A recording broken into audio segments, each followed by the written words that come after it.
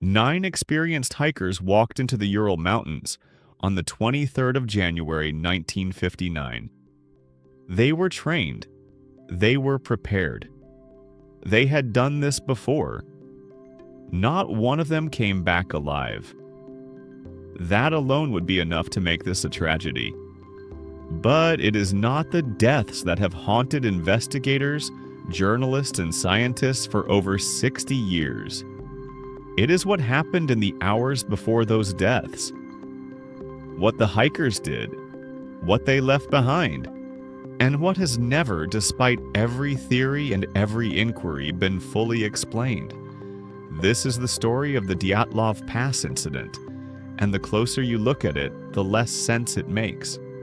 The group was led by Igor Dyatlov, a 23-year-old engineering student at the Ural Polytechnic Institute in Sverdlovsk, a city in the Soviet Union that is now known as Yekaterinburg. Dyatlov was not a casual hiker. He was experienced, methodical, and respected among his peers. He had organized and led expeditions before. The people he brought with him were not beginners. They were students and graduates, most of them in their early 20s, all of them members of the Institute's hiking club. One member of the group, Semyon Zolotaryov, was 38 years old, a World War II veteran and a seasoned outdoorsman. These were not people who made basic errors. Their destination was Otorten, a mountain in the northern Urals. The route they planned was classified as a Category 3 expedition, the highest difficulty rating in the Soviet hiking system at the time. Harsh, yes. Dangerous, certainly. But nothing this group had not faced before. They set off from Sverdlovsk by train on the 23rd of January, made their way to the town of Ivdel, and then pushed deeper into the wilderness by truck and ski. By the 28th of January, one member of the group, Yuri Yudin, fell ill and had to turn back. It was the last time he would see his friends alive. He spent the rest of his life wishing he had not recovered in time to survive. The remaining 9 pressed on. Their plan was to reach Otorten, complete the crossing, and return to civilization by the 12th of February. When that date passed with no word, no alarm was immediately raised. Expeditions ran late. Weather caused delays. It happened. But when a further week passed and still nothing, search parties were organized and sent into the mountains. What they found did not answer any questions.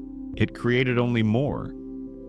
The group's tent was discovered on the slopes of Kholat Shakal, a mountain whose name, in the language of the indigenous Mansi people, translates to Dead Mountain.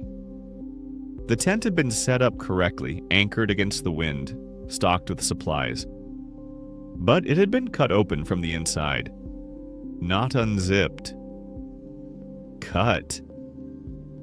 Someone inside that tent had taken a knife and sliced through the fabric to get out, rather than use the entrance that was right there in front of them. The hikers' belongings were still inside. Their boots, their coats, most of their warm clothing. Whatever made them leave that tent, they left in such a hurry, or in such a state, that they went out into temperatures of minus 30 degrees Celsius in their socks, in their underwear, in whatever they happened to be wearing when the moment came. Footprints in the snow led away from the tent and down the slope toward the tree line. 8 or 9 sets of tracks.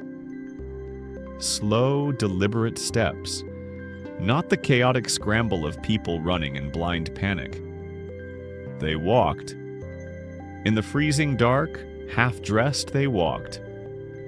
The first bodies were found near a large cedar tree at the edge of the forest, roughly 1.5 kilometers from the tent.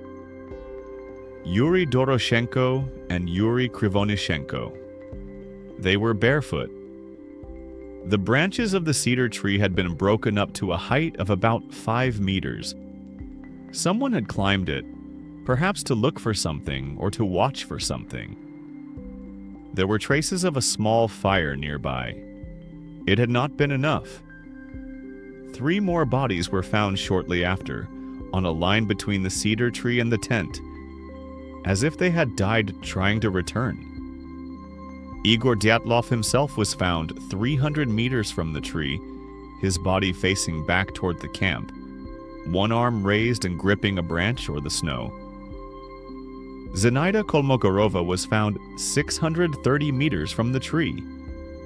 Rustem Slobodin was found between them. All 3 appeared to have been trying to get back. None of them made it. Cause of death in all 5 cases: hypothermia. The remaining 4 bodies were not found until May, when the snow began to melt. They were discovered in a ravine about 75 meters further into the forest, buried under 4 meters of snow. And these 4 deaths were different. Radically different. Lyudmila Dubinina, Semyon Zolotaryov, Alexander Kolevatov, and Nikolai Thibault Brignoles had not simply frozen to death. They had sustained severe internal injuries. Thibault Brignol had a major skull fracture. Dubinina and Zolotaryov had multiple fractured ribs, the kind of damage, investigators noted, that was consistent with the force of a car crash. The injuries were internal. There was almost no external bruising. Whatever broke these people apart did so with extraordinary, focused force, without leaving marks on the outside of their bodies. And then there was Lyudmila Dubinina's tongue. It was missing, along with her eyes, part of her lips, and facial tissue. The official explanation pointed to decomposition and the action of water in the ravine. Others have never accepted that. Several of the bodies were also found wearing items of clothing that did not belong to them. Clothing from other members of the group. Clothing that, in some cases, had been cut from the bodies of the hikers who had already died near the cedar tree. Someone, in the dark and the cold, had gone back to the dead and taken what they needed. The Soviet investigation concluded in May 1959. It determined that the hikers had died as a result of an unknown compelling force. That phrase, an unknown compelling force, has echoed through every account of this story ever since. It was not an answer. It was an admission that no answer existed. The case was closed, the files were classified. For decades, the full details were suppressed. Theories have accumulated in the years since. The most grounded center on a Katabatic wind event, a sudden, powerful downslope wind that can cause pressure changes inside a tent severe enough to feel like the structure is collapsing, triggering a panic response even in experienced outdoors people. A 2021 study by Swiss researchers used computer modeling to demonstrate that such a wind could have disoriented the group, driven them out of the tent, and separated them in the dark before the cold took hold. It is the most scientifically credible explanation to date. It accounts for the cut tent. It accounts for the scattered deaths. It does not fully account for the internal injuries. Others have pointed to infrasound, low-frequency sound waves generated by wind moving across the mountain's topography, inaudible to the human ear but capable of inducing profound anxiety, paranoia, and in extreme cases a sensation of overwhelming dread. The Mansi name for the mountain is not accidental. Local people had avoided Kholat Shakal for generations. They knew something about that place, even if they could not say what.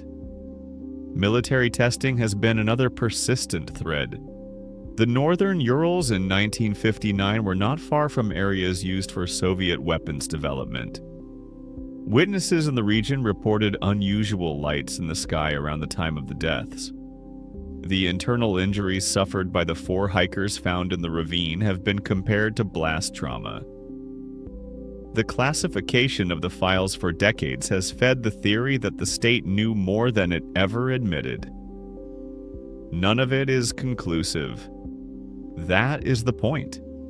Every explanation leaves something unexplained. What is not in dispute is this: 9 experienced, prepared, capable people were driven out of their shelter in the middle of the night by something that frightened them more than the cold.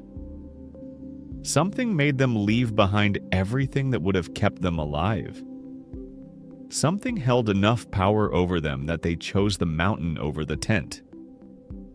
In 2019, Russia reopened the investigation. After a year of inquiry, the official conclusion was avalanche. Specifically, a slab avalanche, a delayed collapse of compacted snow that can strike suddenly and without warning, creating exactly the kind of chaos that would explain the cut tent, the rapid evacuation, and the severity of the injuries. The investigative committee presented the findings with confidence. Most of the researchers who have spent their lives studying the case did not accept it. The debate continues. It will continue. Because the Dyatlov Pass incident is not simply a mystery about what killed 9 people on a mountain in 1959. It is a mystery about the limits of what we can know. About the moment when evidence runs out and all that remains is the darkness and the wind, and 9 sets of footprints walking calmly away from the only warmth they had. Igor Dyatlov led 9 experienced hikers into the Ural Mountains in January 1959. He was trained, he was prepared. He had done this before. He never came back. And nobody has ever been able to say exactly why.